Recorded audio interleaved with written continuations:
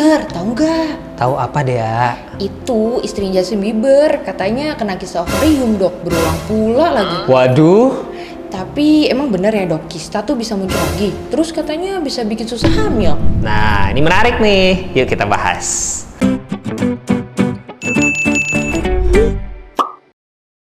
Hai Smart Moms Indonesia, welcome back to Dr. Nico Channel. Hari ini kita akan bahas tentang kista ovarium. Biasanya nih Smart Moms kalau udah dideteksi kista ovarium, aduh takutnya sampai ke langit-langit. Jadi kita bahas sekarang ya.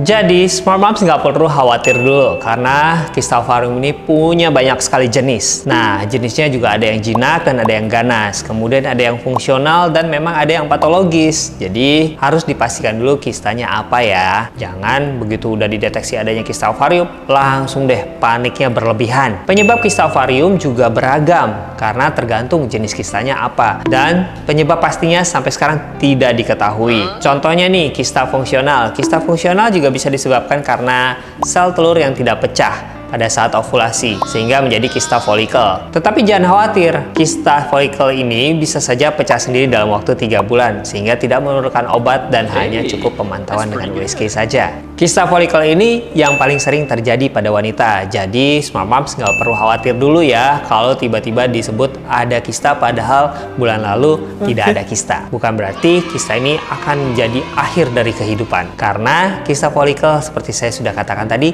bisa hilang sendiri kok. Nah, kista-kista lain yang patologis seperti kista dermoid, kista endometriosis atau kista coklat, hingga kista-kista yang bersifat keganasan. Tiap jenis kista ini juga berasal dari sebab yang berbeda, sehingga memang beragam cara penanganan dan terapinya. Pada kista-kista yang patologis memang harus dilakukan operasi. Sementara pada kista-kista yang bersifat ganas tergantung dari stadium kista tersebut. Memang operasi juga menjadi salah satu terapi yang perlu dilakukan. Kista-kista yang bersifat patologis ini bisa saja mempengaruhi kesuburan. Contohnya seperti pada kista endometriosis atau kista coklat. Kista endometriosis ini bisa saja menyebabkan perlengketan pada saluran tuba kanan kiri sehingga menyebabkan sel telur tidak bisa bertemu dengan sperma.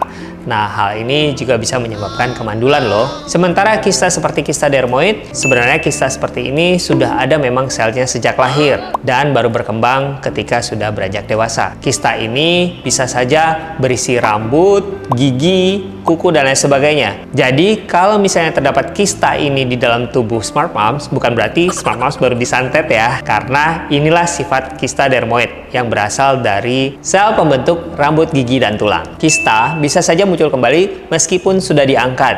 Contohnya pada kista folikel tadi bisa saja berulang. Nah, kemudian bisa juga kista endometriosis juga bisa berulang karena endometriosisnya sendiri belum tentu hilang 100% setelah pengangkatan kista. Sementara kista lain seperti kista dermoid tergantung dari sel ektoderm yang masih berada di ovariumnya. Apabila sudah diangkat, harusnya sih tidak lagi berulang. Untuk kista yang bersifat keganasan, apabila sudah dilakukan pengangkatan dan kemudian dilakukan kemoterapi, kemudian hasilnya baik, tetap harus dilakukan pemantauan ya, karena bisa saja keganasan ini tidak 100% menghilang dan bisa saja muncul kembali. Terutama apabila sudah ada metastasis atau penyebaran ke jaringan sekitar atau jaringan yang lebih jauh lagi. Kista ini apabila kecil seringkali tidak bisa terdeteksi, sehingga hanya bisa ditemukan melalui pemeriksaan USG. Jadi sebaiknya memang untuk para wanita dilakukan USG setiap tahun untuk mengetahui kemungkinan adanya kista atau penyakit-penyakit lain seperti miom dan lain sebagainya. Pemeriksaan rutin setiap tahun sekali untuk melakukan USG seharusnya dilakukan untuk Smart Moms agar penanganannya lebih cepat dan lebih baik. Jadi gitu deh dan Smart Moms. Paham kan? Kalau Smart Moms masih punya pertanyaan lain, boleh nih tulis di kolom komentar di bawah atau kunjungi Instagram saya di Nicholas_SPOG. Dan ingat-ingat ya untuk like, subscribe, dan share video ini supaya saya tetap bisa menjawab pertanyaan Smart Moms se-Indonesia.